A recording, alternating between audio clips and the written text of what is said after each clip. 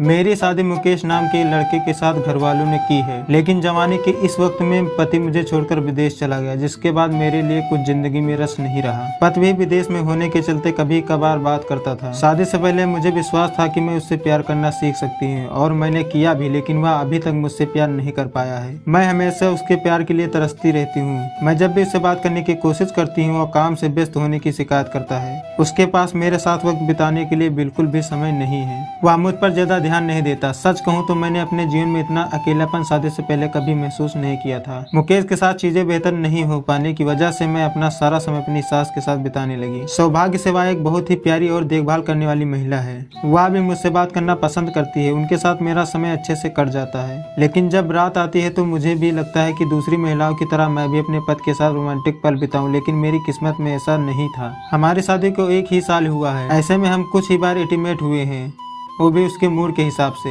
मेरी ज़रूरतें और चाहतों की उसने कभी परवाह नहीं की थी। मैं अपनी शादी में बहुत ही कमज़ोर महसूस कर रही थी।